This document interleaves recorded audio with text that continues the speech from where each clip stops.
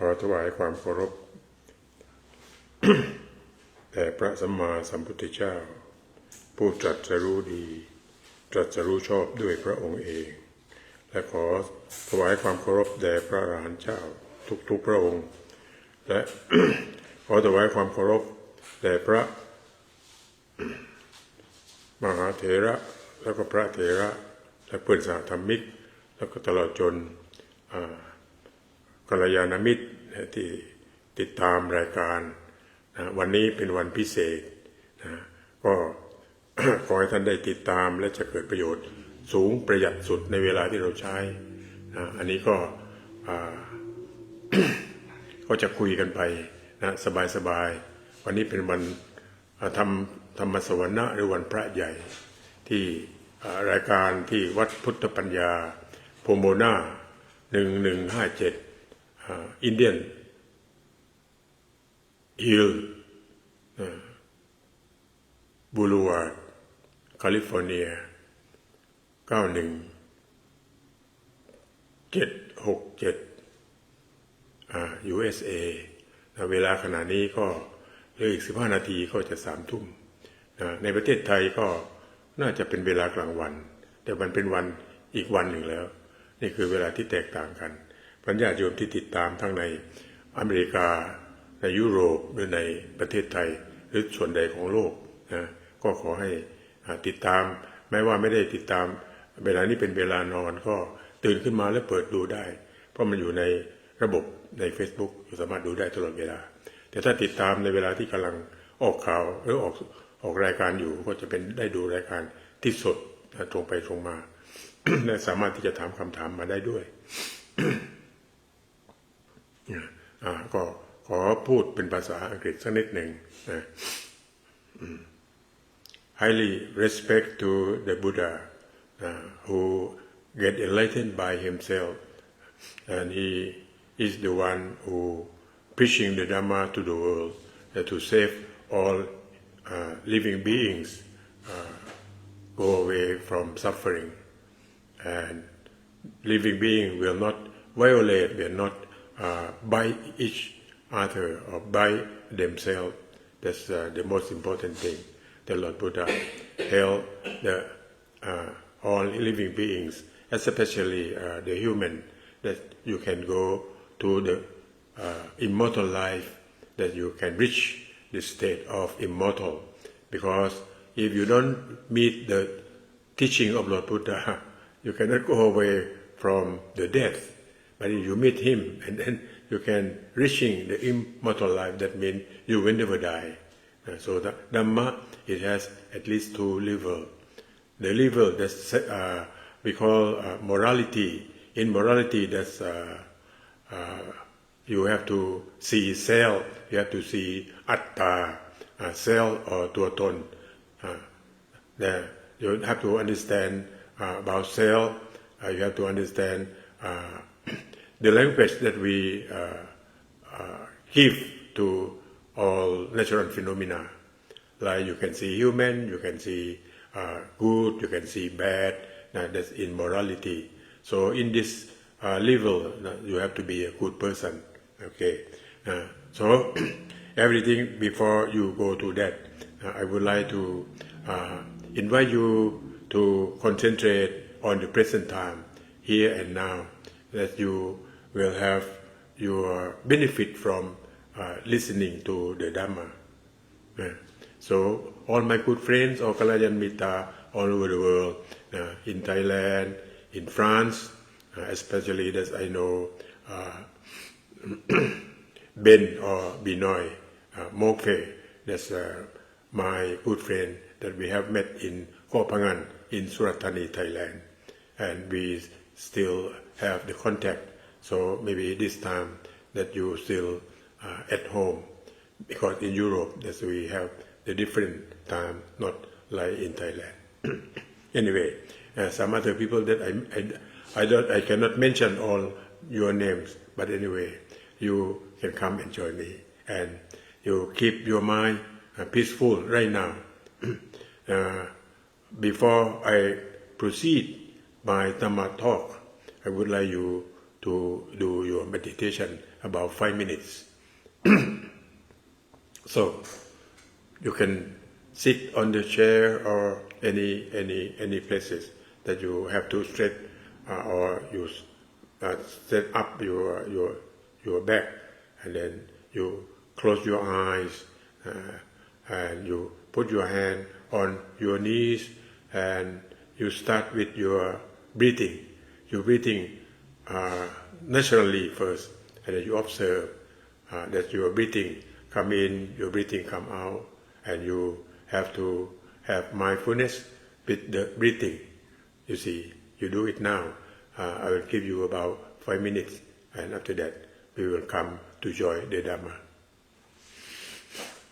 Okay? You can close your eyes, and then you concentrate on the breathing. When the breathing come in, you know that the breathing get in touch with your nose, and then you concentrate on that point. And then you know that you're breathing in, and then you know that you are breathing out. Or you can say that inhale, that you have mindfulness. Exhale, or you're breathing out, you know that you have mindfulness. You see, that you observe. And then you don't make it seriously, or you create the stress or tension from your breathing. You make it normal, and you make it naturally. Okay, from now, about 5 minutes. Okay, breathing in, long, breathing out, long. And you're breathing in, you know that you are breathing in. You're breathing out, you know that's breathing out, long. Continuously, you do it in 5 minutes. Relax.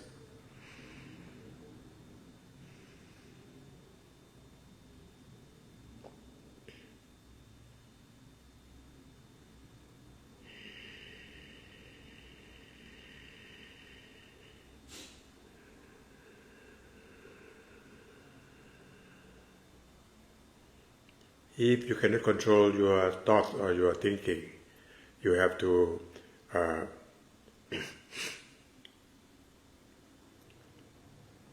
control your breathing, short and long, and then you can call back your mindfulness. Your mindfulness or sati will stay with your breathing. That means your thought will not go away. You just concentrate on the breathing, every breathing in and breathing out. You have to find your technique to control your mind. Don't let your mind go away from your breathing. You just get in touch with the breathing in and breathing out. Okay, try to do it. You have to find your technique how to bring your mind with the breathing. Don't let your mind go away.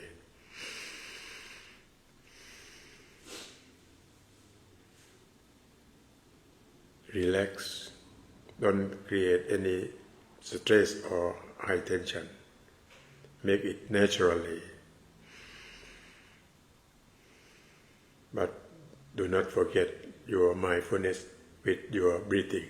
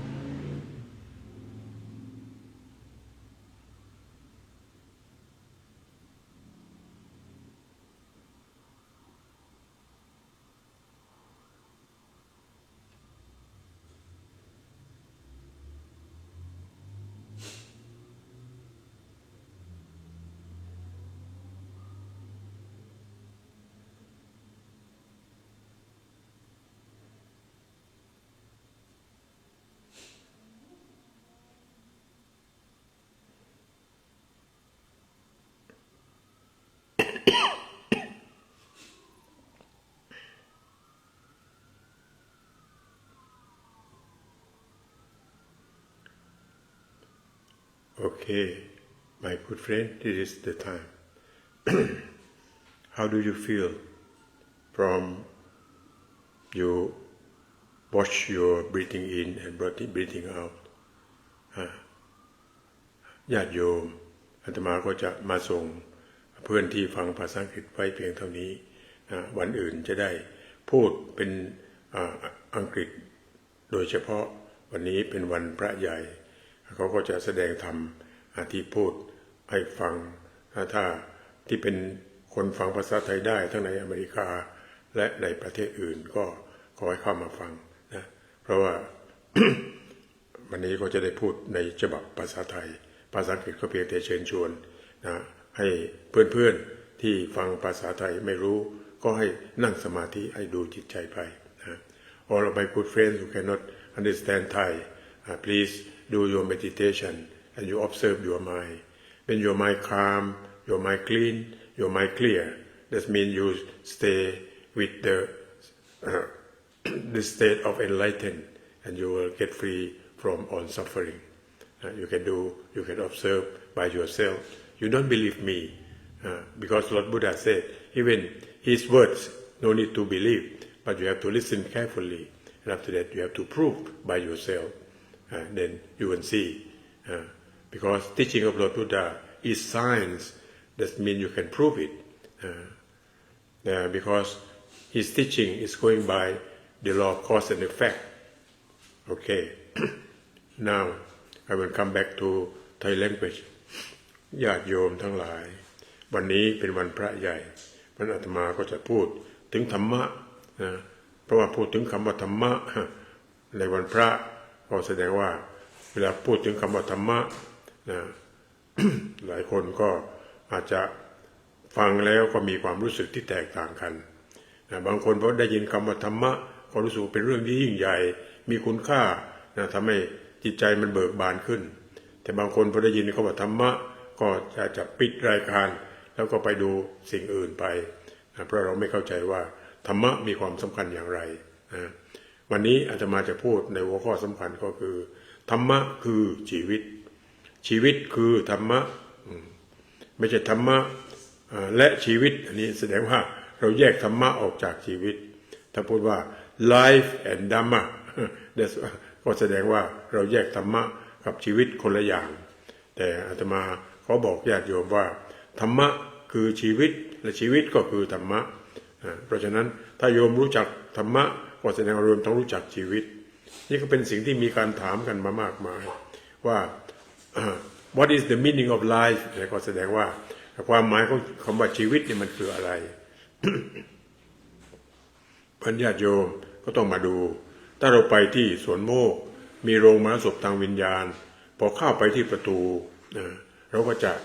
เห็นภาพที่อยู่ที่ข้างประตูเป็นภาพแรกเลยที่เขียนว่า know yourself หรือว่าจงรู้จักตัวเองเนี่ยนี่ก็คือการรู้จักชีวิตคือการรู้จักตัวเองตามที่เป็นจริงเพราะธรรมะ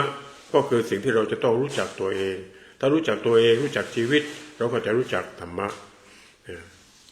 เพราะฉะนั้นการรู้จักชีวิตเราก็ต้องรู้จักเดี๋ยวนี้ว่าชีวิตของเราที่ดำเนินอยู่นี่มันก็คือธรรมะและธรรมะมันในความหมายที่สำคัญอันหนึ่งก็คือหน้าที่เป็นใครที่ขาดธรรมะหรือคนไม่ปฏิบัติธรรมะคนนั้นก็จะไม่มีชีวิตเป็นใครที่มีชีวิตก็จะต้องมีธรรมะแล้วมันทำไมถึงสำคัญถึงขนาดนั้นนะเพราะคำว่าหน้าที่ที่เราจะต้องปฏิบัติต่อชีวิตมันก็จะมีอยู่สองหน้าที่คือหนึ่งปฏิบัติต่อตัวชีวิตนั่นก็คือการหายใจเข้าหายใจออกนี่ถ้าเราหยุดการหายใจเข้าหายใจออกชีวิตก็หายไปเพราะฉะนั้นชีวิตก็คือธรรมะชีวิตคือลมหายใจนะอันนี้ญาติโยมก็จะเห็นและลมหายใจเนี่ยถ้าเราศึกษาลมหายใจเพียงอย่างเดียวโยมก็จะรู้จักชีวิตมากขึ้นไปอีกเพราะลมหายใจจะเป็นเครื่องหล่อเลี้ยงให้ชีวิตมันดำเนินอยู่นะถ้าโยมหายใจยาวชีวิตของโยมก็จะยืนยาวถ้าโยมหายใจสั้นๆชีวิตของโยมก็จะสั้นด้วยนะอันนี้ทำไมมันมีเหตุผลยังไงทางวิทยาศาสตร์โยมลองตั้งใจฟังดูร่างกายมนุษย์ประกอบด้วยเซลล์เล็กๆๆๆเนี่ยเป็นจำนวนมากเซลล์เหล่านี้ก็จะมีประมาณ16 ล้านเซลล์ และเซลล์เหล่านี้ต้องการออกซิเจนอย่างมหาศาลนะมันที่จะไปหล่อเลี้ยงตัวเซลล์นี่พอเราหายใจสั้นออกซิเจนเข้าไปไม่พอมันก็จะทำให้เซลล์มันเหี่ยวและเซลล์ตายนี่ก็จะทำให้คนที่หายใจสั้นอายุสั้นนะหน้าตาก็เศร้าหมองโรคภัยไข้เจ็บมากนะและคนที่หายใจสั้นจะทำให้แก่เกินวัยเพราะเวลาเราหายใจสั้นนี่มันทำให้เกิดความเครียด แต่พอหายใจยาวเป็นปกติลมหายใจเข้าไปหล่อเลี้ยงเซลล์ก็ทำให้เซลล์ในร่างกายของเรานี่มันเกิดความสดพอเกิดความสดเซลล์ที่สดมันมาสู่ใบหน้าของเราใบหน้าเราก็จะสดใสเนี่ยโยมลองหายใจยาวๆดูสิเนี่ยออกซิเจนมันจะเข้าไปแล้วทำให้เซลล์มันสดพอเซลล์สดมาที่ใบหน้าใสนะมันใครที่หายใจยาวอายุยืนยาวเมื่ออายุยืนยาวแล้วยังทำให้โรคภัยไข้เจ็บน้อยและหน้าตาจะอ่อนกว่าวัยและใครที่หน้าตาเครียดจะดูมันแก่เกินวัยลองไปปรับลมหายใจดูนี่ทีนี้เมื่อเรารู้อย่างนี้อาตมาก็จะถามโยมว่าเมื่อรู้ว่าลมหายใจยาวแล้วทำให้อายุมันยืนยาวก็จะถามโยมอีกทีหนึ่งว่าในโลกนี้สัตว์อะไรที่อายุยืน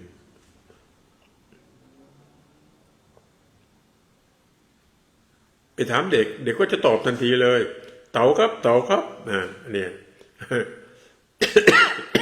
นี่อาตมาก็ถามโยมอีกว่าเอ้าแล้วโยมรู้ไหมว่าเต่าเนี่ยมันมีอายุเท่าไหร่เราไปศึกษาไปเปิดดูใน Google เนี่ยมันก็จะบอกอาตมาในนี้ก็ใช้ Google เต่าก็ใน Google จะบอกเลยว่าเต่านี่มีอายุตั้งแต่100 ปีถึง400 ปีทีนี้ก็ถามโยมอีกว่า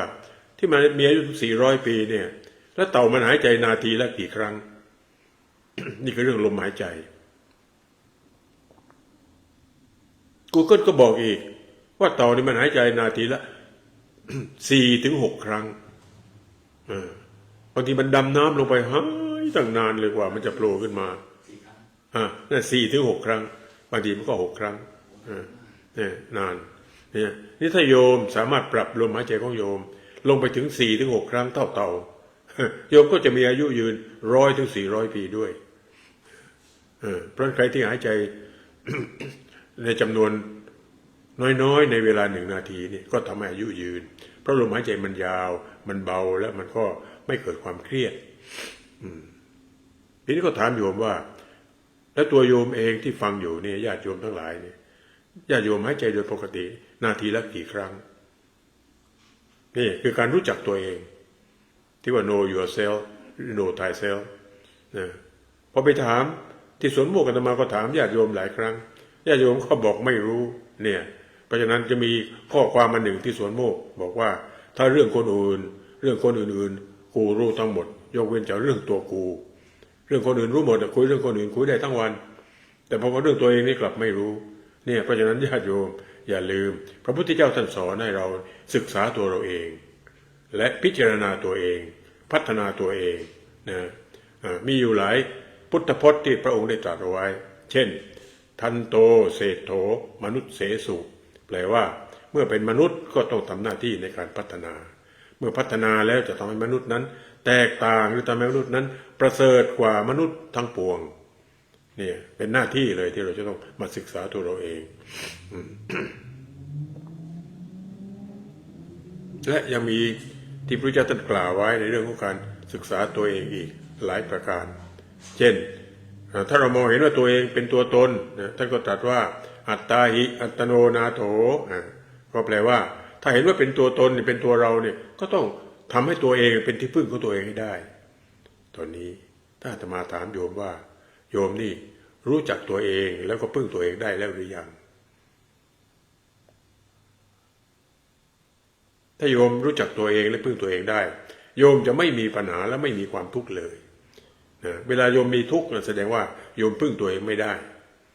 โยมทำให้ตัวเองต้องเดือดร้อนถ้าพึ่งตัวเองได้โยมจะไม่มีทุกข์เลยเนี่ยเพราะโยมจะต้องรู้จักตัวเองและรู้จักปัญหาตัวเองมีเพื่อนอาตมาคนหนึ่ง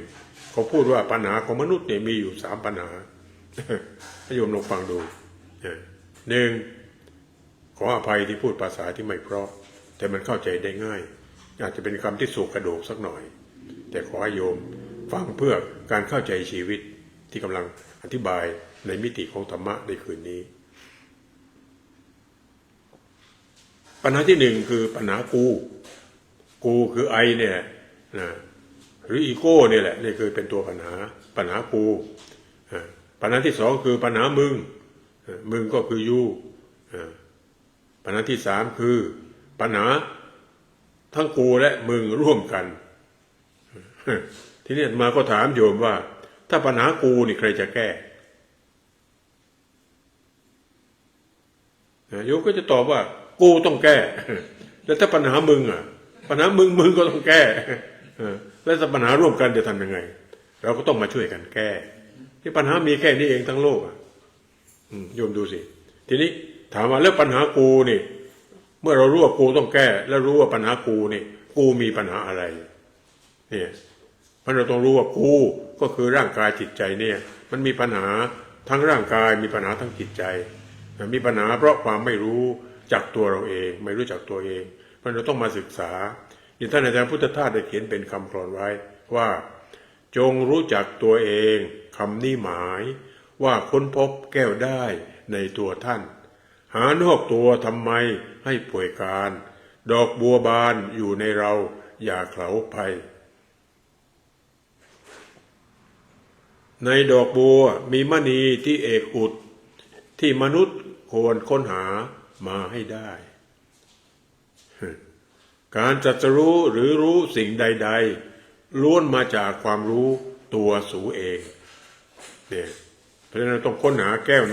ในตัวเราให้ได้ดอกบัวมันบานอยู่ในเรามันบานอยู่ที่ไหนมันก็บานอยู่ที่จิตใจนี่แหละจิตใจที่เบิกบานพระพุทธเจ้าเป็นพระเจ้าได้ก็อยู่ที่จิตใจไม่ใช่อยู่ที่ร่างกายนี้เป็นเปลือกเพราะเปลือกก็ไม่มีความแตกต่างมันจิตใจของเรามีความคิดยังไงมันเป็นอย่างนั้นเลย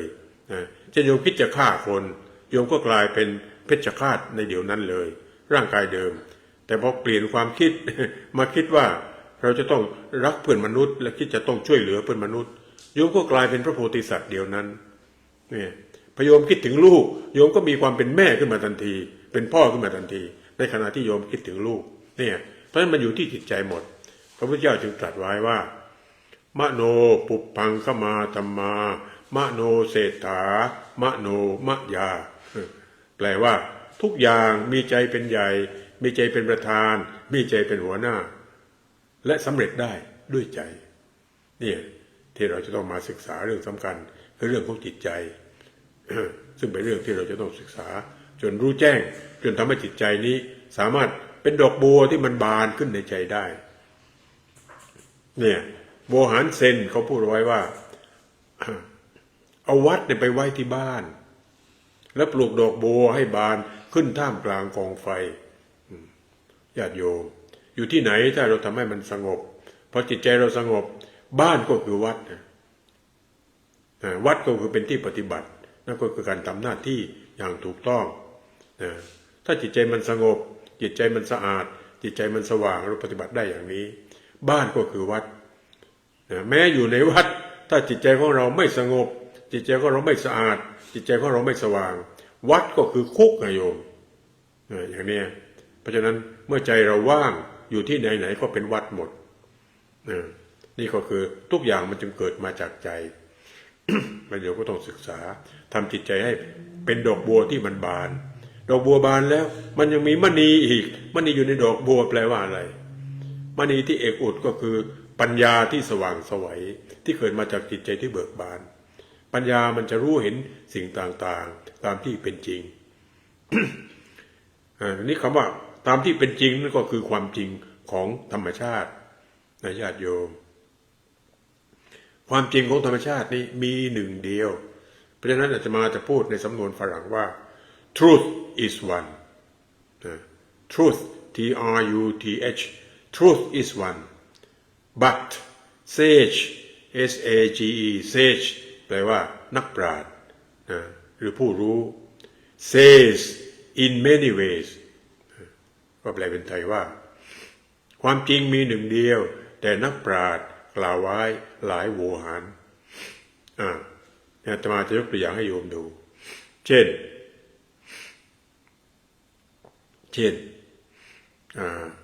สิ่งที่เราดื่มกันอยู่ทุกวันน่ะละวันหนึ่งก็หลายลิตรเนี่ยถ้าเป็นภาษาไทยเขาเรียกอะไรภาษาไทยเรียกน้ำนี่ก็พอพูดคำว่าน้ำเนี่ยคนไทยจะรู้จักหมดนะบอกว่าหยิบน้ำมาให้หน่อยเขาก็หยิบถูกนี่ก็คือภาษาที่เราสมมุติเรียกปรากฏการณ์ธรรมชาตินั้นว่าน้ำญาติโยมต้องฟังเสียงไอไปด้วยในขณะที่อาตมาแสดงธรรมเพราะว่าอากาศ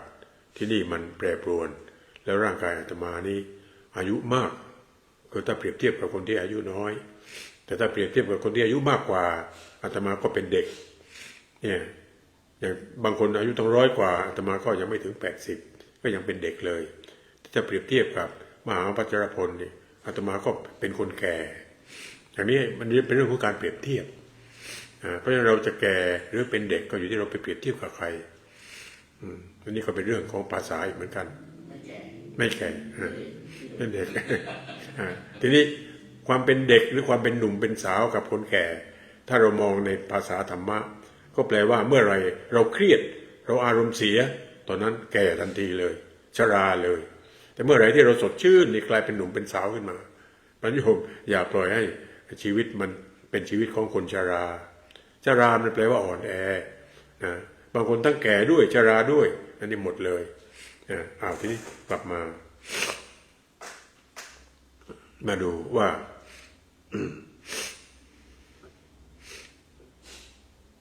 น้ำตะกี้พูดถึงน้ำนั่นคือสิ่งสมมุติที่เรียกว่าน้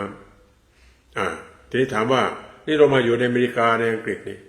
เขาเรียกน้ำไหมถ้าไปบอกฝรั่งว่าเอาน้ำมาให้หน่อยจะได้กินไหมไม่ได้กินแต่ถ้าเรารู้ว่าฝรั่งก็ไม่เรียกน้ำหรอกเขาเรียก water นั่นคือคนอังกฤษแต่ถ้าเป็นคนอังกฤษก็อาจจะพูดสำเนียงแบบอังกฤษแบบ water water แต่ถ้าพอมาอเมริกาก็ water เลยชัดๆเลยเนี่ยแม้แต่ภาษาอังกฤษก็ยังมีสำเนียงที่แตกต่างกันแต่ก็สื่อสารกันได้ถ้าเรียก water เราก็ได้น้ำถ้าไปเยอรมันน่ะเขาเรียกน้ำไหมหรือเขาเรียก water ไหมไม่ใช่เยอรมันเขาเรียกวาซ่าภาษาเยอรมันถ้าเรียกวาซ่าเราก็ได้น้ำแน่นอนแต่คนไทยได้น้ำดื่มนี่ถ้าไปที่มาเลเซียเขาก็ไม่เรียกวาซ่าแบบคนเยอรมันเขาก็เรียกเป็นภาษามาเลย์เขาเรียกภาษายาวีเขาเรียกอะไรคนมาเลย์เขาเรียกไอซ์ซึ่งเราฟังเหมือนกับถ้าเป็นภาษาอังกฤษแปลว่าน้ำแข็งแต่พอเป็นภาษายาวีไอซ์แปลว่าน้ำแต่ถ้าเป็นน้ำแข็งนี่มันเขาใช้คำว่าไอซ์บาตูบาตูแปลว่าหินพอถ้ามารวมกันไอซ์บาตูแปลว่าน้ำหินเพราะถ้าไปมาเลเซียเราเรียกว่าไอซ์บาตูคือน้ำหินก็จะได้น้ำแข็งเราก็ได้น้ำแข็งอย่างนี้นี่คือภาษาที่เราสมมุติเรียกปรากฏการณ์ที่เป็นความจริงในธรรมชาติทีนี้ถ้าเรามาดูภาษาอีกภาษาหนึ่งอันนี้เรื่องภาษาที่สื่อกันที่อาตมากำลังพูดนี่ก็เป็นภาษาเหมือนกัน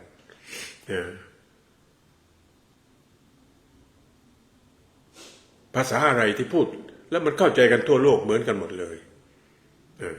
มาดูภาษานักวิทยาศาสตร์ตามนักวิทยาศาสตร์เขาเรียกสิ่งที่คนไทยเรียกน้ำคนอังกฤษเรียก water คนอเมริกันเรียก water ไปคนเยอรมันเรียกวาซ่าพอไปคนมาเลเซียมันเรียกไอซ์อย่างนี้นักวิทยาศาสตร์มันเรียกอะไรH2O ทุกประเทศนักวิทยาศาสตร์ทั่วโลกเรียกเหมือนกันหมดเลยนี่เป็นภาษาเดียวแล้วถามว่าแล้วตัวลงว่า H2O นี่มันคือน้ำเหรอมันคือ water เหรอมันคือวาสาเหรอมันก็เป็นสิ่งที่เราบัญญัติขึ้นมาเพื่อใช้ติดต่อสื่อสารในการเรียกเพื่อจะสื่อความกันให้เข้าใจได้ในการปฏิบัติหน้าที่ต่อสิ่งที่เรียกว่าน้ำตกลงว่านักวิทยาศาสตร์เขาเรียกว่า H2O นักวิทยาศาสตร์ไม่ได้บัญญัติเป็นภาษาแต่ละกลุ่มมันเป็นภาษาเดียวทั้งโลกเลยเพราะนักวิทยาศาสตร์มองปรากฏการณ์ทุกอย่างเป็นสักว่าธาตุ เหมือนที่พระพุทธเจ้าตรัสไว้ว่าธรรมะชั้นสูงมันไม่มีสัตว์บุคคลตัวตนเราเขาทุกอย่างเป็นสักว่าธาตุหมดเลยคำว่าธาตุนี่คือธาตุนะไม่ใช่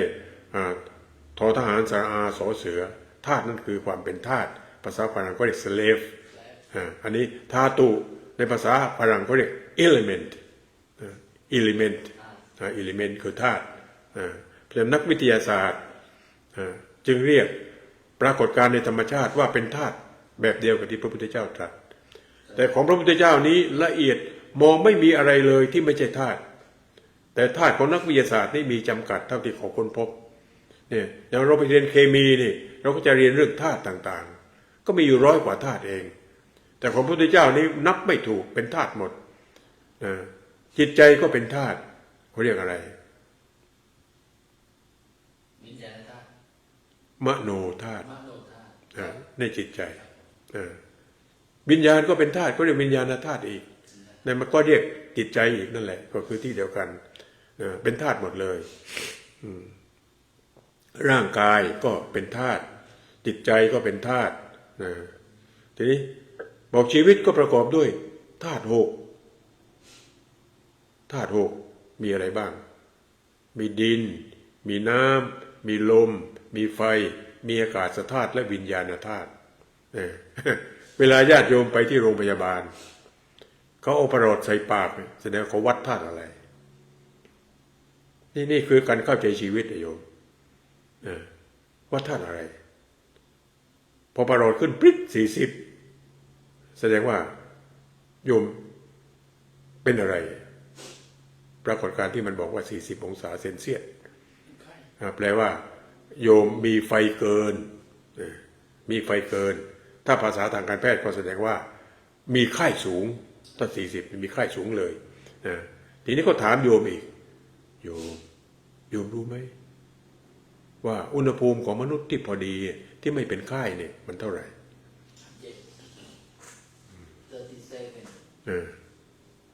เห็นไหมท่านมหาพัชรพลว่า37ก็ถูกแต่ว่ายังไม่แม็กซิมัมไม่แม็กซิมัมอุณหภูมิที่ไม่เป็นไข้ไปได้สูงสุด 37.5 ถ้าเลย.5ปุ๊บมีไข้ทันทีพยาบาลถ้ามาวัดแล้วปรากฏว่า 37.6 แปลว่าอะไรแปลว่ามีไข้ต่ำๆแต่ถ้า40แปลว่าไข้สูงเพ้อแล้วอาการหนักเนี่ยมีเพราะแพทย์พยาบาลเขาจะต้องทำยังไงต้องลดอุณหภูมิอาจจะเอาผ้าชุบน้ำเย็นแล้วมาเช็ดตัวหรือว่าให้ยาที่จะลดอุณหภูมิลงเพื่อให้ไข้มันหายไปเนี่ยเพราะฉะนั้นธาตุที่มีในร่างกายนี้ก็มีสัดส่วนจำกัดว่ามีองค์ประกอบของแต่ละธาตุนี้เท่าไหร่ เนี่ยถ้ามันเกิดลงไปอยู่20 องศาโยมคิดว่ามันเป็นยังไงเป็นน้ำแข็งเย็นโยมก็เสียชีวิตเลยอย่างนี้เพราะฉะนั้นจึงมีเงื่อนไขของการที่ธาตุต่างๆมารวมกันว่าจะต้องมีสัดส่วนที่อยู่ในความพอดีพอเหมาะนี่คือธาตุไฟที่เขาวัดที่โรงพยาบาล นะทีนี้ถามมาแล้วธาตุน้ำนี่อธิบายสัก2 ธาตุเพื่อโยมได้เห็นว่าธาตุน้ำในร่างกายเรานี่มีอยู่สักกี่%นะนี่ที่โยมต้องรู้จักตัวเองเราก็บอกว่าประมาณ60-70มันถูกหมดเลยเพราะแต่ละคนก็มีน้ำไม่เท่ากันนี่ตอนนี้อาตมาอยู่ที่วัดโพโมนากับท่านมหาพัชรพลนี่ตอนนี้น้ำเพิ่มขึ้นเยอะแล้วบวมแล้วนั่งนานๆเดี๋ยวก็เท้าบวมแล้วน้ำหนักก็ขึ้นเนี่ยเพราะเรา อ้วนขึ้น น้ำก็เพิ่มขึ้นเยอะนะแต่ถึงเพิ่มขึ้นยังไงก็ไม่เกิน 70%แต่ทีนี้ถ้าเกิดน้ำน้อยเกิดอะไรขึ้นก็มีโรคภัยไข้เจ็บมาเบียดเบียนเยอะแยะเลยและถ้ามันน้อยมากๆช็อกเสียชีวิตเลยเนี่ยจะมาก่อนเล่ากันหลายครั้งแล้วมีพระที่มาบวชที่สวนโมกเนี่ยในรายการโครงการอุปสมบท เพื่อที่จะฝึกปฏิบัติธรรมเป็นเวลา1 เดือนถ้าใครบวชครบเดือนแล้วจะลาสิกขาบทก็ได้แต่เมื่อมาบวชแล้วจะต้องอยู่ให้ครบ1 เดือนเพื่อจะได้ศึกษาและปฏิบัติธรรมนั่นคือโครงการที่สวนโมกข์ที่บวชแต่ช่วงนี้สวนโมกข์เพิ่งบวชไปแล้วบวชเพื่อเข้าพรรษานั้นก็บวชแล้วต้องอยู่3 เดือนแต่โครงการที่ใช้1 เดือนนั้นก็มีเป็นบางครั้งเขาก็รับให้มาบวชเพื่อจะได้ฝึกฝนปฏิบัติทีนี้ก็มีหนุ่มคนหนึ่งจบวิศวะจากจุฬาลงกรณ์มหาวิทยาลัยเป็นมหาวิทยาลัยที่มีชื่อเสียงของประเทศไทยก็ลางานมาวันสมัครงานคือทำงานเริ่มทำงานแล้วลางานมาแล้วก็มาบวชอยู่ที่สวนโมกข์ก็ปฏิบัติอย่างจริงจังพอครบ1 เดือนก็ลาออกเลยเพราะงานมันรออยู่ที่กรุงเทพเวลาสิกขาบทเสร็จเขาก็ขึ้นรถไฟกลับกรุงเทพพอไปถึงกรุงเทพ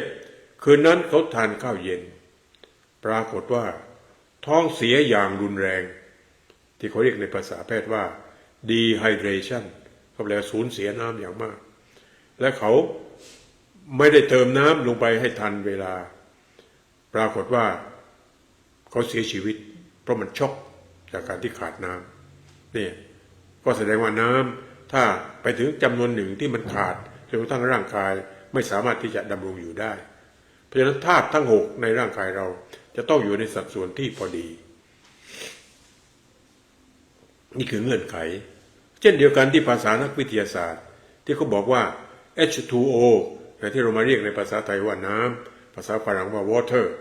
มันก็มีสัดส่วนว่าไฮโดรเจนกี่อะตอมออกซิเจนกี่อะตอมที่จะมารวมกันมันถึงจะได้น้ำมันต้องมีสัดส่วนที่พอดีของมันน่าจะเป็นถ้าเป็น H4O เนี่ยมันก็ไม่เกิดน้ำมันต้องเป็น H2O เท่านั้นถึงได้น้ำมาที่ต้องพอดีทีนี้อาตมาบอกว่าถ้าเราแยกไฮโดรเจนกับออกซิเจนออกน้ำหายไปไหนแยกไฮโดรเจนกับออกซิเจนออกสิ่งที่เรามองเห็นว่าเป็นน้ำก็หายไปเราได้อะไรมาก็ได้ก๊าซ2 ชนิดมาก็ได้ไฮโดรเจนกับออกซิเจนน้ำหายไปแล้วแต่พอเอาไฮโดรเจนกับออกซิเจนมารวมกันอีกเอาน้ำก็ปรากฏอีกอาตมาจึงถามโยมว่าน้ำมีหรือน้ำไม่มีนี่ก็เหมือนกับถามว่าชีวิตมีหรือชีวิตไม่มีมันอาศัยกันแล้วเกิดขึ้นก็นี้ก็เหมือนกับธาตุ6ที่พอมารวมกันก็นี่เป็นร่างกายเป็นจิตใจขึ้นมานี่คือชีวิตเลยแต่พอธาตุเราได้แยกออกไปชีวิตก็หายไปอีกเหมือนกันก็มีคำถามเดียวกันว่าน้ำมีหรือน้ำไม่มีแต่ทำให้ชีวิตมีหรือชีวิตไม่มีนี่ก็เป็นปัญหาเลยมีการศึกษามีการถกเถียงกันมายาวนานเรื่องของว่าชีวิตนี้มีหรือไม่มีเป็นอัตตาหรือเป็นอนัตตาหรือเป็นนิรัตตาแล้วก็มีความเห็นเยอะแยะเลยไม่รู้กี่10 ชนิดอาตมาไม่ต้องการที่จะเอามากล่าวไว้ให้มันเสียเวลาในการที่จะมาดับทุกข์หรือมาเข้าใจชีวิตเพราะความเห็นที่สำคัญที่เห็นเรื่องของชีวิตนี่มันมีอยู่3 ความเห็นใหญ่ๆคือ1เห็นว่าเป็นอัตตาอันนี้แปลว่าพอเราตายไปแล้วมันก็จะไปเกิดอีกเป็นอัตตาเป็นตัวตนไม่หายไปพวกนี้ยืนยันอันนี้ก็มาจากลัทธิพราหมณ์และฮินดูที่มันมีความเชื่อว่าเป็นอัตตาเป็นตัวตนแล้วพอตายแล้วมันก็จะไปรวมกับอัตตาใหญ่ที่เขาเรียกว่าปรมาตมันความเชื่อเหล่านี้มีสอนกันมาเป็นเวลาเป็น1,000 ปีทีเดียวซึ่งคนไทยในประเทศไทยก็ยังเชื่อแบบนี้อยู่ด้วยเพราะฉะนั้นเวลาตายก็คิดว่าวิญญาณมันลอยออกจากร่างเพราะฉะนั้นการตายก็แปลว่าเราไม่ได้ตายเพียงแต่ว่าเปลี่ยนร่างออกจากร่างนี้แล้วไปอยู่ร่างใหม่ร่างนี้มันแก่แล้วชราแล้วก็ไปหาร่างใหม่อยู่อีกนี่คือพวกอัตตาทีนี้อีกพวกหนึ่งบอกว่าตายแล้วมันศูนย์เลยไม่มีอะไรเหลือนี่เป็นพวกนิรัตตานิระแปลว่าไกลไปจากความเป็นตัวตนเลยนิรัตตาศูนย์เลยพูดได้ถึงว่าอุเฉทก็นั่นแหละเป็นอุเฉททิฏฐิก็ได้ขาดศูนย์ไม่มีแล้วเนี่ยอันนี้ก็มีเป็น2 ซีกอย่างเนี้ยที่เป็นความเห็นใหญ่ๆซึ่งแต่ละกลุ่มก็จะมีแยกย่อยออกไปอีกเยอะเลย แต่นี่คือความเห็นใหญ่ๆเลยนะ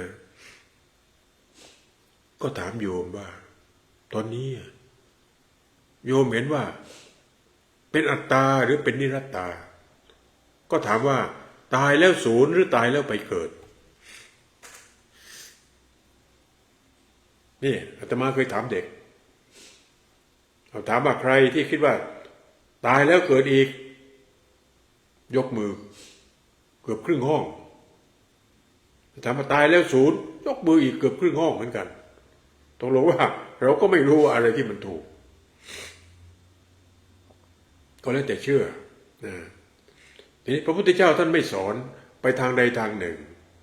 นะไม่บอกว่าตายแล้วศูนย์หรือว่าตายแล้วไปเกิดอีกแต่พระองค์สอนเรื่องอนัตตาซึ่งอยู่ตรงกลางนะแปลว่า มันเป็นอัตตาแต่ไม่ใช่อัตตาที่แท้จริงนั่นคือเป็นอนัตตาอยู่ตรงกลางนะมันจะต้องเปลี่ยนแปลงไปตามเหตุตามปัจจัยถ้ายังมีเหตุมันก็จะมีการเกิดอีกแต่ถ้าพอสิ้นสุดเรื่องของเหตุมันก็จะไม่มีการเกิดอย่างนี้นี่คือคำสอนพระพุทธเจ้าเพราะถ้าเราทำเหตุให้หมดไปมันก็จะสิ้นสุดการเกิดนะเพราะฉะนั้นพูดถึงตรงนี้เป็นธรรมะที่ญาติโยมจะต้องศึกษากันต่อไปอาตมาจะได้นำมาเสนอเรื่องของการ เกิดและการไม่เกิดซึ่งเป็นรายละเอียดที่ว่าจะพูดธรรมะชุดนี้อีกสักชุดหนึ่งคือการเกิดกับการไม่เกิดอีกชุดหนึ่งนะแต่ทีนี้วันนี้จะมาพูดเรื่องของการรู้จักชีวิตและรู้จักธรรมะกันต่อไปตกลงว่าญาติโยมรู้จักชีวิตขึ้นบ้างแล้วหรือยังว่าชีวิตกับธรรมะเป็นสิ่งเดียวกันแยกไม่ได้ถ้าโยมรู้จักชีวิตโยมก็รู้จักธรรมะและโยมก็จะปฏิบัติหน้าที่ต่อชีวิตได้อย่างถูกต้อง ทีนี้มาดูต่อตกลงว่าความจริงที่เราพูดกันอยู่นี้มันก็เป็นคำสมมุติบัญญัติแล้วก็มีเพียงหนึ่งเดียวแต่ว่าเราก็อธิบายได้เป็นสองระดับคือจริงสมมุติกับจริงแท้จริงแท้ก็คือสิ่งที่เรามองว่ามันมีตัวตนแต่ไม่ใช่ตัวตนแต่ความจริงในระดับต้นคือในระดับศีลธรรมเขาเรียกว่าเป็นความจริงสมมุติบัญญัติโลกแต่ละคนก็สมมุติเป็นนั่นเป็นนี่สมมุติกันทำไมสมมุติเพื่อใช้ในการสื่อสารเพราะฉะนั้นญาติโยมก็จะมองเห็นว่าตั้งแต่เช้าถึงเย็นโยมไม่รู้เป็นอะไรบ้างตามสมมุติเนี่ยตอนนี้ท่านมหาพัชรพลกำลังนั่งฟังธรรมะอยู่แต่ในขณะเดียวกันท่านก็นั่งดูโทรศัพท์เพราะขณะที่กำลังดูโทรศัพท์ท่านไม่ใช่ผู้ฟังธรรมะท่านกำลังเป็นผู้ใช้โทรศัพท์เพราะเรากำลังทำอะไรอยู่ในขณะนี้ก็แสดงว่าเรากำลังเป็นสิ่งนั้นนั่นคือการทำหน้าที่เพราะฉะนั้นการทำหน้าที่เป็นการบอกว่าเราเป็นอะไรถ้าโยมนั่งอยู่ก็ต้องบอกว่าเป็นคนนั่งจะบอกว่ายืนไม่ได้พระโยมจะทำหน้าที่ได้ทีละหน้าที่แต่ละขณะตั้งแต่เช้าถึงเย็นโยมเป็นไม่รู้อะไรสารพัดเลยตื่นขึ้นมาพอเข้าครัวถามว่าโยมทำหน้าที่อะไรเป็นแม่ครัวเพราะทำหน้าที่ปรุงอาหารแต่ถ้าเข้าไปยืนในครัวเฉยๆมันก็ไม่ใช่แม่ครัวมันต้องทำหน้าที่ปรุงอาหารถึงจะเป็นแม่ครัวอย่างนี้ในขณะที่กำลังปรุงอาหารอยู่ลูกโทรมาถามว่าโยมหยิบโทรศัพท์ขึ้นมาแล้วคุยกับลูกตอนนั้นโยมเป็นอะไรแม่เป็นแม่ขึ้นมาทันทีเลยเนี่ยในขณะนั้นเนี่ยแต่พอลูกวางโทรศัพท์เราก็วางโทรศัพท์แล้วกลับมาปรุงอาหารอีกเราก็กลับมาเป็นแม่ครัวอีกนี่คือในแต่ละขณะมันจะเปลี่ยนตลอดเวลาอาตมาเคยถามสนุกว่าโยมเวลาโยมเข้าส้วมเนี่ยโยมเป็นอะไรไม่ใช่ว่าท้องเสีย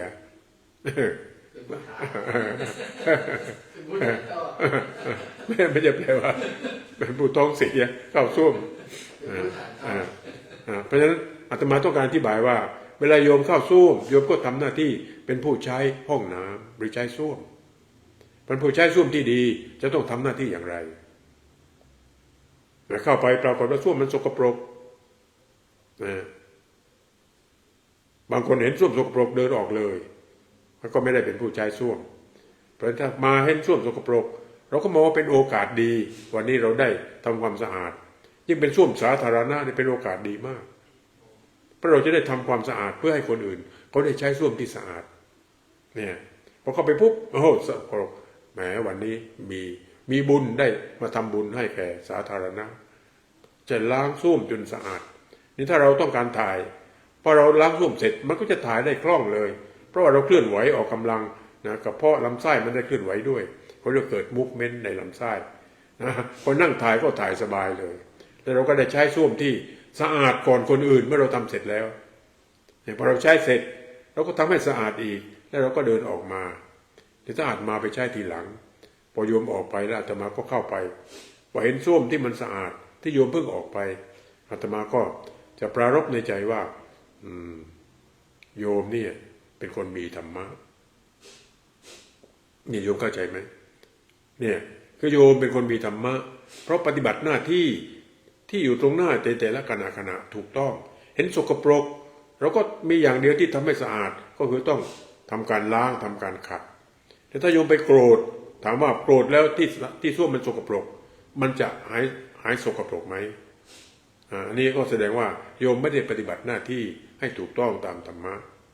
พอโยมโกรธโยมเป็นยักษ์เป็นมารไปเลยโยมไม่ใช่เป็นผู้ใช้ส้วมแล้ว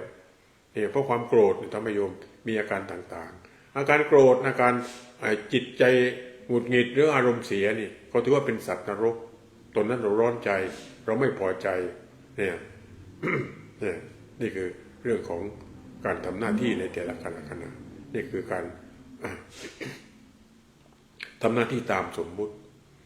พโยมออกมาจากส้วมพโยมเดินถามพโยมเป็นอะไรก็เป็นผู้เดินเห็นไหมมันทุกขณะเลยอ่ะถ้าเรามีสติเราจะรู้เรากำลังทำหน้าที่อะไรนะเพราะเวลาเดินเวลาทำอะไรก็ต้องมีสติคอยดูแลให้เราทำหน้าที่นั้นๆแต่ละขณะถูกต้องดีที่สุดเต็มกำลังสติปัญญาความสามารถด้วยความรับผิดชอบไม่ปล่อยปละละเลยเนี่ยดีที่สุดในขณะที่โยมกำลังฟังอยู่โยมก็ต้องทำหน้าที่ผู้ฟังที่ดีที่สุดและโยมเอาประโยชน์จากการฟังให้ได้สูงสุดเพราะพระพุทธเจ้าตรัสแล้วว่าการฟังด้วยดีจะได้ปัญญาสุดสูสังละพะเตปัญญังให้ฟังด้วยดีแล้วได้ปัญญาเพราะฉะนั้นที่สวนโมกเราก็พูดกันอยู่เสมอว่าฟังให้ดีดูให้ดีมีแต่ได้ไม่มีเสียฟังไม่ดีดูไม่ดีมีแต่เสียไม่มีได้ถามญาติโยมว่าแล้วฟังยังไงที่เขาเรียกว่าฟังดีฟังดีก็ต้องมีสติไม่เผลอรักเผลอเกลียดในสิ่งที่เราฟังก็รักษาใจให้เป็นปกติเพราะสิ่งที่ฟังนั้นมันมีสิ่งที่เราฟังแล้วเราได้ประโยชน์จากมันและบางอย่างก็เราเอาประโยชน์จากมันไม่ได้ทีนี้พอเราประโยชน์ไม่ได้เราก็จะมักจะไปโทษผู้พูดเราหารู้ไหมว่าเราที่ขาดปัญญาในบางเรื่องเรามีปัญญาในบางเรื่องเพราะฉะนั้นอาตมาจึงพูดโดยโวหารที่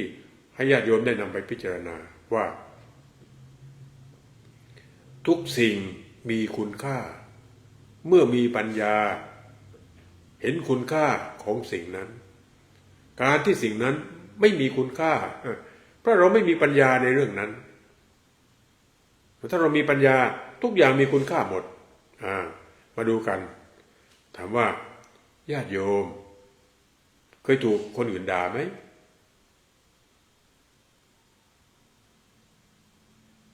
และญาติโยมเคยด่าคนอื่นไหมหรือเคยนินทาเพื่อนไหมคำตอบก็คือเราไม่มีใครที่ไม่ถูกนินทาและไม่มีใครที่ไม่เคยนินทาเพื่อนก็แสดงว่าเรามีทั้งสองภาวะแต่ถามว่าทำไมเราไปนินทาเพื่อนก็เพราะเราจิตใจไม่ปกตินั่นแหละเวลาอาตมาสอนนักศึกษาในมหาวิทยาลัยพอเด็กออกจากห้องนี่มันก็จะไปวิจารณ์ที่แตกต่างกันบางคนบอกโอ้โหวันนี้อาจารย์สอนดีมากอีกคนบอกว่าไม่ได้เรื่องเลยไม่เห็นรู้เรื่องอะไรที่สอนไปเห็นไหมคนที่ฟังด้วยดีเขามีปัญญาเขารับรู้จากสิ่งที่อาจารย์สอนได้เขาเห็นว่ามีคุณค่าและมีประโยชน์แต่อีกคนฟังแล้วมันเอาประโยชน์ไม่ได้มันก็บอกว่าอาจารย์สอนไม่ดีแทนที่จะบอกว่าตัวเองนี้ยังขาดปัญญาเนี่ยคนโดยมากเวลาเกิดเรื่องต่างๆก็จะชี้โทษไปที่คนอื่นพระพุทธเจ้าจึงตรัสเรื่อง อัตตนาโจทยัตตานังนะว่าให้เพ่งโทษตัวเองชำระตัวเองแก้ไขตัวเองปัญหาทั้งหมดมาจากตัวเองทั้งสิ้นเลยเพราะถ้าไม่มีเราปัญหามันไม่มีนี่พอมีเราแล้วมันก็ไม่มีปัญญาอีกเพราะใครทำอะไรเราก็ไปชี้โทษคนอื่นตลอดเวลาเราก็จะไม่มีโอกาสที่จะได้ประโยชน์จากการปฏิบัติหน้าที่เพราะฉะนั้นการฟังแบบนี้ก็จะไม่ได้ปัญญาไม่มีปัญญาที่จะไปรับประโยชน์จากสิ่งที่ฟังเพราะฉะนั้นถ้าฟังไม่รู้เรื่องฟังแล้วไม่ได้ประโยชน์ก็ให้พิจารณาว่าเรายังขาดปัญญาในเรื่องนั้นแต่เราก็ต้องไปหาปัญญาเพิ่มเนี่ยจะยกตัวอย่างให้เห็นนะเช่น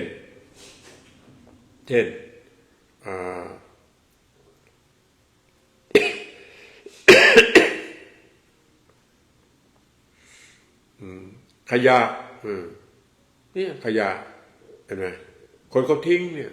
พวกขวดน้ำเปล่าๆอะไรทิ้งแต่ที่วัดพุทธปัญญาที่โปโมนาเก็บหมดเลยขวดโดยเฉพาะขวดพลาสติกนะยิ่งกระป๋องอะไรกระป๋องอะไรเครื่องดื่มเนี่ยเราก็เก็บมาแล้วเราก็มาบีบแล้วก็เอาใส่ถุงเอาไปขายได้เขาก็รับซื้อนี่คือขยะคนอื่นทิ้งแล้วแต่เราเอามาทำให้เกิดประโยชน์ได้เพราะรู้ว่ามีคนรับซื้อเขาเอาไปทำได้หลายอย่างนะหนึ่งเอาไป reuse บางอย่างเอาไป reuse ได้เอาไปใช้ใหม่ได้นะบางอย่างก็เอาไป repair แปลว่าเอาไปซ่อมได้ซ่อมแล้วเอามาใช้อีกนะบางอย่างก็ไป recycle นั่นก็แปลว่าเอาไปปรับปรุงอย่างพวกขวดพวกพลาสติกพวกนี้เอาไป recycle ได้เลยแล้วก็ไปทำขวดใหม่อย่างนี้เป็นต้นนี่ก็แสดงเรามีปัญญาแม้แต่ขยะก็ทำให้เกิดประโยชน์ได้ไม่มีอะไรในโลกนี้ที่ไม่มีประโยชน์เพราะตัวปัญญาตัวเดียวถ้าเรามีปัญญาแล้วใช้ได้หมดเพราะการฟังวันนี้ถ้าโยมฟังให้ดีแล้วก็จะมีแต่ได้ไม่มีเสียเพราะฉะนั้นอาตมาถามว่าเวลาคนอื่นด่านี่เขาด่าเรานี่โยมได้อะไรทำไมอาจารย์พุทธทาสจึงบอกว่าฉันได้ดีเพราะคนด่านี่โยมคิดดูสิแล้วโยมได้ดีไหมเวลาคนอื่นด่าโยมเนี่ยอาตมาเคยถามญาติโยมบางคนบอกว่าถ้าเขาด่าฉันมาชุดหนึ่งนี่ฉันจะด่ากลับไป2 ชุดได้กำไรชุดหนึ่งอะไรอย่างนี้ถ้าอย่างนี้ก็แสดงว่าโยมคิดว่าการได้ด่าเพื่อนแล้วเราได้กำไรซึ่งมันไม่ใช่นะมันเป็นความสูญเสียเพราะเวลาเขาด่าเราแล้วเราโกรธเนี่ยแสดงว่าเราสอบตกแล้วนะเพราะฉะนั้นเวลาเรารับฟังคำด่าถ้าฟังด้วยดีจะต้องมีสติพอมีสติพอเขาด่าเราก็ต้องรับรู้ว่าเขากำลังด่าเราก็อย่าไปปรุงแต่งอารมณ์ทำให้อารมณ์โกรธเกิดขึ้นก็เพียงแค่คำด่าเราก็ต้องรู้ว่าเขาด่าว่าอะไรถ้าเขาด่าแล้วมันจริงถามว่าโยมจะทำยังไงใช่ไหมโยมเป็นคนขี้เกียจเรามาดูว่าจริงไหมจริงถ้าจริงเราก็ไปปรับปรุงตัวเองเป็นคนปรับเปลี่ยนจากขี้เกียจเป็นขยันนะโยมเป็นคนพูดหยาบอย่างนี้เราก็ไปดูว่าทำไมเราพูดหยาบเราพูดที่ไพเราะพูดจาดีได้ไหมนี่เขาไปปรับปรุงตัวเองเนี่ยเพราะถ้าเขาด่ามา10 เรื่องแล้วมันจริงทั้ง10 เรื่องโยมจะทำยังไงโยมก็ปรับปรุงมันหมดเลยโยมก็จะเป็นคนดีขึ้นมา10 เรื่องนี่แต่เขาด่าโยมทั้งปีโยมจะทำยังไงโยมก็ปรับปรุงทั้งปีเลยพอสิ้นปีก็ต้องเอาดอกไม้ใส่กระเช้าแล้วไปกราบคนที่ด่าเนี่ยขอบคุณมากนะที่ด่าฉันมาทั้งปีเลยเดี๋ยวนี้ฉันดีขึ้นมากแล้วนี่เพราะคำด่าประเภทนี้เขาเรียกว่าเป็นกัลยาณมิตรที่เขาชี้คุ้มทรัพย์ให้พอด่าแล้วเราก็เอาไปปรับปรุงพระญาติโยมทั้งหลายอย่าละทิ้งกัลยาณมิตรคนที่พูดไม่ถูกใจกิเลสของเราแต่พูดในสิ่งที่ถูกต้องโยมจะต้องรักษาเพื่อนแบบนี้เอาไว้แต่เพื่อเขาจะได้ช่วยชี้คุ้มทรัพย์ให้เราจะได้ปรับปรุงคอยเตือนสติเพราะกัลยาณมิตรนี่จะต้องเป็นเพื่อนที่คอยเตือนสติเพื่อเราจะได้เอาปัญญาของเรามาพิจารณาในการที่เราจะแก้ปัญหาชีวิตของเราได้นี่โยมนะ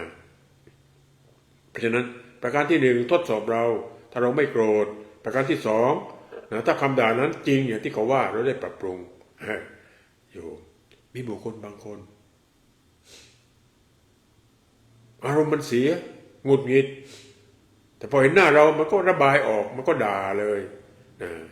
พอเขาด่าเราเสร็จมันก็ยิ้มให้สบายใจได้ระบายออกแล้วถามว่าโยมได้อะไรคำตอบโยมได้บุญฟรีๆไม่ต้องลงทุนเลยที่ออกมาแล้วเพื่อนด่าแล้วเขาก็สบายใจต้องลงว่าฟังคำด่าอย่างเดียวโยมได้ประโยชน์ถึง4 ชั้นเลย1ทดสอบว่าที่เขาด่าเรานี่เราโกรธไหมถ้าโยมโกรธแสดงว่าโยมเป็นไงโยมโง่เพราะพูดชัดแล้วว่าคนโกรธคือคนโง่คนโมโหคือคนบ้าแล้วถามว่าทำไมโกรธจึงโง่โยมดูนะอธิบายทางวิทยาศาสตร์คนที่โกรธมันจะโง่เพราะเวลาโกรธถามว่าลมหายใจสั้นหรือยาวคำตอบเวลาโกรธลมหายใจมันสั้นนะพอลมหายใจมันสั้นเป็นยังไงออกซิเจนเข้าไปน้อยพอเข้าไปน้อยมันไปเลี้ยงเซลล์ในสมองไม่พอเซลล์ก็เหี่ยวและเซลล์ก็ตายและเซลล์สมองเมื่อตายแล้วตายเลยไม่สามารถที่จะสร้างขึ้นใหม่ได้ไม่สามารถสร้างขึ้นใหม่ได้เซลล์สมองตายแล้วตายเลยเพราะโกรธทีหนึ่งมันก็ทำให้เราโง่ไปทีหนึ่งมันโกรธบ่อยๆมันก็โง่บ่อยๆโกรธจนชินมันก็โง่เฉยต่อไปก็โง่ดักดานโง่ตลอดกาลไม่ยอมเปลี่ยนจากโง่มาเป็นคนฉลาดได้แล้วที่เพราะเราทำลายสมองจากความโกรธ เพราะฉะนั้นญาติโยมจึงต้องระวังว่าอย่าเผลอโกรธเวลาคนด่าเนี่ยถ้าโยมทำได้นี่แสดงว่าโยมเริ่มรู้จักชีวิตเริ่มเข้าใจชีวิตโยมรู้จักธรรมะและเริ่มเข้าใจธรรมะว่าธรรมะก็คือการปฏิบัติหน้าที่ให้ถูกเมื่อเขาด่าเราก็ต้องไม่โกรธเพราะเขาด่าพอเขาหุบปากเขาหายไปแล้วแต่เขาต้องเอาประโยชน์จากคำด่านั้นได้ด้วยเพราะเรามีสติและมีปัญญารับรู้คำด่าได้นี่แม้แต่คำด่าเนี่ยนะปัญญาโยมก็จะต้องเป็นคนที่สามารถที่จะเอาประโยชน์จากทุกสิ่งได้ในการฟังธรรมะวันนี้ญาติโยมจะต้องได้ประโยชน์มันต้องฟังให้ดีแล้วมันก็จะมีแต่ได้และไม่มีเสียทีนี้มาดูที่กำลังพูดถึงความจริงของชีวิตที่ความจริงของชีวิตที่บอกมีหนึ่งเดียวเพราะชีวิตมันมี หนึ่งเดียวก็คือในระดับที่เป็นอัตตาเป็นตัวตนและในระดับที่เป็นอนัตตาถ้าเป็นตัวตนเราก็ต้องทำตัวตนให้ดีไม่ไปสร้างปัญหานั่นคือมีศีลมีธรรมในระดับอนัตตาคือมองเห็นความไม่มีตัวตนนั่นคือเห็นอนิจจังเห็นทุกขังเห็นอนัตตาเป็นคนที่เป็นชาวพุทธที่มาศึกษาคำสอนพระพุทธเจ้านี้ก็จะได้ยินได้ฟังที่พระเจ้าท่านตรัสไว้ชัดเจนในบทสวดมนต์เช้าหรือตอนไหนตอนเย็นเขาก็สวดในคำสวดที่พระพุทธเจ้าท่านสอนคำสอนว่าสัพเพสังขาราอนิจจาสัพเพสังขาราทุกขาสัพเพธัมมาอนัตตานี่คือรวมหมดเลยคำว่าสัพเพแปลทุกสิ่งทุกอย่างสิ่งทั้งหลายทั้งปวงเนี่ยนะสังขารก็คือสิ่งที่เข้ามาปรุงแต่งมันอย่างชีวิตของเรานี่ก็เป็นสิ่งปรุงแต่งที่ประกอบด้วยธาตุ6ที่ได้กล่าวไปแล้วนี่พอธาตุแตกมันก็ชีวิตก็หายไปเราแยกธาตุออกชีวิตก็หายไปแล้วเหมือนกับน้ำหรือH2O พอเราแยกไฮโดรเจนออกซิเจนออกน้ำก็หายไปไฮโดรเจนก็ไปอยู่เป็นไฮโดรเจนไปน้ำก็เป็นออกซิเจนก็เป็นออกซิเจนไปธาตุเราก็ไม่ได้ไปไหนเพียงแต่มันแยกธาตุออกไปน้ำก็แยกออกดินน้ำลมไฟแยกออกหมดมันก็ไม่ได้หายแต่มันธาตุมันแยกออกเพราะสิ่งที่เรียกว่าชีวิตมันก็หายไปอันนี้นี่คืออนัตตาแล้วมีตัวตนแต่ไม่ใช่ตัวตนมันจะมีตัวตนเมื่อมันมาประกอบกันขึ้นแต่มันก็เป็นตัวตนที่อยู่เพียงชั่วคราวแล้วมันก็จะต้องเปลี่ยนแปลงไปที่ว่าสัพเพสังขาราอนิจจาแปลว่าสังขารทั้งปวงมีความเปลี่ยนแปลงไปเมื่อเกิดขึ้นแล้วก็ต้องดับไปมีแล้วก็ต้องหายไปเนี่ยเราสวดกันทุกวันเลยเพราะบรรทัดที่2บอกว่าสัพเพสังขาราทุกขาทุกขาแล้วมันทนอยู่อย่างเดิมไม่ได้มันก็ต้องเปลี่ยนการที่ทนอย่างเดิมไม่ได้มันก็เป็นอันที่3ที่บอกว่าสัพเพธัมมาอนัตตาทำไมเราไม่บอกว่าสัพเพสังขาราอนัตตาก็เพราะว่า ความเป็นจริงที่ในปรากฏการณ์ธรรมชาติมันมีอยู่สองชนิดก็คือสังขารกับวิสังขารถ้าเป็นสังขารมันก็ต้องเป็นอนัตตาก็แปลว่าสิ่งที่มาปรุงแต่งกันขึ้นเนี่ยมันก็แตกสลายแล้วมันก็ความเป็นตัวตนก็หมดไปนะและสิ่งอันหนึ่งที่ไม่ใช่สังขารเขาเรียกอสังขารหรือวิสังขารนั่นก็คือความว่างหรือนิพพานซึ่งมันก็ว่างว่างแล้วมันจะเปลี่ยนแปลงยังไงเพราะมันว่างพอมันว่างปุ๊บมันก็ไม่มีตัวตนอีกเหมือนกันเพราะฉะนั้นเราก็เข้าไปยึดถือไม่ได้หมดเลยพระพุทธเจ้าจึงสรุปด้วยบรรทัดสุดท้ายที่สอนมาทั้งหมด45ปีที่เราพยายามไปหาพระองค์สอนสูตรนั้นสูตรนี้ไปเรียนจนปวดหัวเลยมีบรรทัดเดียวที่พระองค์สอนก็คือสัพเพธัมมานาลังอภินิเวสายะ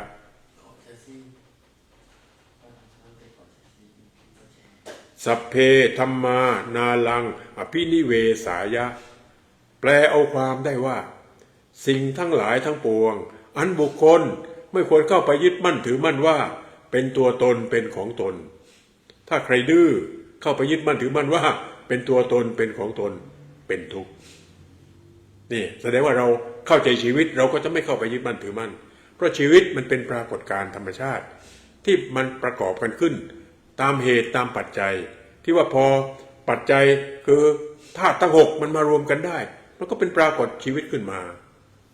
นะถ้าเราไปมองทางชีววิทยาตั้งแต่สเปิร์มมันวิ่งมาพบไข่ถามว่าในตัวสเปิร์มเนี่ยมันมีธาตุ6ไหม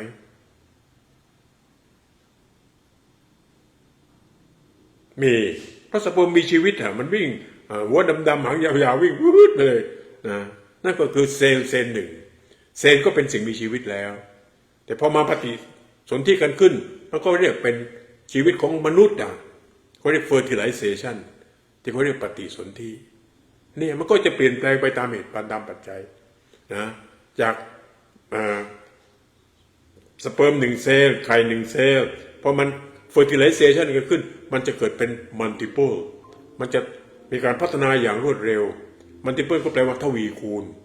นะจาก2เซลล์เป็น4จาก4เป็น16อย่างนี้มันไปอย่างนี้เลยแบบทวีคูณมันจะโตเร็วมากเลยนั่นก็คือเป็นกฎเกณฑ์ของธรรมชาติที่มันเปลี่ยนไปตามเหตุปัจจัยอย่างนี้นะมันไม่ได้มีตัวตนแต่พอออกมาเราถูกหลอกเพราะสอนเรื่องสิ่งสมมุติแล้วเราก็หลงว่าเป็นตัวตนจริงๆนี่คือปัญหาที่เรามีมาอยู่ทุกวันนี้นะตั้งแต่พ่อแม่ที่สอนเราพ่อแม่ก็มีเจตนาดีเพราะต้องการที่จะให้เราได้รู้จักภาษาแต่ภาษาทำให้เราหลงประเด็นนี่พ่อเรานี่แม่เรานั่นตัวเราแล้วเราก็เข้าไปยึดถือถ้าพ่อเราตายเราก็ร้องไห้ถ้าแม่เราตายเราก็ร้องไห้เพราะพอยึดถือคือเข้าไปผูกพันเนี่ยนี่คือความไม่เข้าใจชีวิตคือการไม่เข้าใจธรรมะเพราะฉะนั้นชีวิตคือธรรมะธรรมะคือชีวิตเพราะเราต้องเข้าใจธรรมะก็คือการเข้าใจชีวิตเมื่อเข้าใจเราก็ไม่เข้าไปยึดถือไม่ยึดถือเราก็ไม่มีความทุกข์นี่เป็นอย่างนี้เพราะฉะนั้นความจริงมีหนึ่งเดียวแต่นักปราชญ์กล่าวไว้หลายโวหารที่กล่าวไปแล้วและความจริงในหนึ่งเดียวนั้นก็สามารถอธิบายได้ใน2ระดับคือระดับที่เป็นอัตตาเพื่อทำหน้าที่ในระดับศีลธรรมเราก็เป็นคนดีที่ไม่เบียดเบียนกันพออีกระดับหนึ่งเป็นระดับอนัตตาเพื่อให้มองเห็นว่ามันไม่มีตัวเราไม่มีตัวเขาไม่มีสัตว์ไม่มีบุคคลไม่มีตัวตนเพราะฉะนั้นเราก็ไม่มีเราก็ไม่เข้าไปยึดถือในสิ่งใดจิตใจของเราก็เป็นอิสระก็เป็นปรากฏการณ์ของธรรมชาติล้วนๆมันก็ไม่มีเราเกิดก็จึงไม่มีเราตายมันก็ขอให้ญาติโยมได้พิจารณาในระดับศีลธรรมเราจึงต้องบอกว่าเราทุกคนต่างเป็นเพื่อนร่วมทุกข์เกิดแก่เจ็บตายด้วยกันทั้งหมดทั้งสิ้นนี่คือพูดในระดับอัตตามันเป็นอัตตาก็ต้องเป็นเพื่อนกันเราจะไม่เบียดเบียนกันแต่พอเป็นระดับอนัตตาเราก็ต้องมองว่าเราเป็นเพื่อนที่ไม่เกิดไม่แก่ไม่เจ็บไม่ตายด้วยกันทุกคนเป็นกระแสเดียวกันหมดเลยแต่เป็นอย่างนี้โลกจะสงบสุขเลยนะในสังคมก็สงบสุขเพราะนี่มันไม่มีอัตตาตัวตนที่แท้จริงนี่คือการเปิดตาแห่งปัญญาจนเห็นความหมายของคำว่าธรรมะและชีวิตคือเป็นเรื่องเดียวกันนะเพราะฉะนั้นญาติโยมทั้งหลายจะแยกออกจากธรรมะไม่ได้ เมื่อโยมมีชีวิตโยมก็คือกำลังอยู่กับธรรมะและโยมกำลังปฏิบัติธรรมะปฏิบัติธรรมะก็คือการปฏิบัติหน้าที่ปฏิบัติต่อตัวเองเช่นโยมหยุดหายใจก็แสดงว่าโยมก็ไม่มีธรรมะแล้วแต่ถ้าโยมยังหายใจอยู่แสดงว่าโยมก็กำลังปฏิบัติธรรมอยู่แล้วถ้าโยมหายใจสั้นคือเครียดนั่นแสดงว่าโยมไม่รู้จักธรรมะโยมจึงปฏิบัติหน้าที่ไม่ถูกต้องเพราะเวลาเครียดนี่มันก็ทำให้ชีวิตนี้เกิดความทุกข์เกิดความไม่สบายเพราะถ้าโยมรู้โยมก็จะไม่รับอารมณ์ภายนอกมาทำให้จิตของเราขุ่นมัวเศร้าหมองนะใครด่าเราก็ไม่โกรธแต่เรารู้ว่าเขาด่าเราก็พิจารณาว่าคำด่านั้นจะเอามาใช้ประโยชน์ได้อย่างไรเนี่ยถ้าเขาด่าด้วยการระบายอารมณ์แล้วก็ดูแล้วนะไม่จริงอย่างที่เขาว่าเราก็ได้บุญเพราะทำให้เขาสบายเห็นไหมแต่เขาด่าแล้วจริงอย่างเขาว่าเลยเราก็ได้ปรับปรุงแก้ไขก็ได้หมดเลยไม่มีอะไรที่ไม่ได้อยู่ที่ตัวเราหมดเลยเพราะฉะนั้นสำคัญว่าการรับรู้สิ่งที่เข้ามาทางตาหูจมูกลิ้นกายใจจะต้องรับรู้ด้วยสติและปัญญาที่ถูกต้องก็คือการรู้ตัวก็คือการรู้ตัวทั้งความจริงในระดับตัวตนเป็นคนดีและระดับอนัตตาที่ไม่ใช่ตัวตนอันนี้เราก็จะไม่มีทุกข์ได้เลยนี่คือธรรมะที่ง่ายที่สุดที่อาตมาพูดในวันนี้ที่ได้คุยกับท่านอาจารย์มหาดรอาจารย์ดรมหานรินทร์ที่บอกว่าให้อาตมาพูดถึง 3:45 ตอนนี้ก็เลยเวลาไปแล้วนะแต่ว่าทางอาจารย์ก็บอกว่าพูดทั้งคืนก็ได้นะ แต่อาตมาคงไม่ทำเช่นนั้นนะเพราะทำให้โยมก็เหนื่อยเหมือนกันฟังนานๆนะแต่ถ้าโยมสนุกโยมจะเพลินนะที่อาตมาพูดมานี้จะเพลินและจะไม่รู้สึกเหนื่อยแต่ว่ายังมีท่านอื่นที่เขาจะมาพูดซึ่งเป็นเรื่องสำคัญที่จะพูดในคืนนี้ด้วยนะฮะเพราะฉะนั้นญาติโยมตั้งใจฟังให้ดีเดี๋ยวจะมีเรื่องสำคัญมาพูดกันในคืนนี้เพราะฉะนั้นอาตมาจึงจะขอยุตินะหัวข้อที่ได้พูดกับญาติโยมในคืนนี้ไว้พูดต่อในวันอื่นซึ่งหัวข้อนี้ยังพูดได้อีกเป็น10ครั้งเลยนั่นก็คือธรรมะคือชีวิตชีวิตคือธรรมะและโยมจะต้องปฏิบัติธรรมะที่ชีวิตไม่ใช่ไปปฏิบัติธรรมะในเขาในป่าไปปฏิบัติที่วัดอะไรไม่ใช่โยมมีชีวิตที่ไหนก็ปฏิบัติธรรมะที่นั่นแหละนั่นแหละคือการปฏิบัติหน้าที่ต่อชีวิตและต่อสิ่งที่ชีวิตต้องเกี่ยวข้องด้วยการบรรยายธรรมในวันนี้คิดว่าญาติโยมทั้งหลายคงได้ประโยชน์และมีความสุขจากการฟังและเกิดปัญญาทำให้ชีวิตของโยมนี้มีความสงบแล้วก็มีความเย็นและก็เป็นประโยชน์กับทุกคนทุกฝ่ายนะเอวังก็มีด้วยประการฉนี้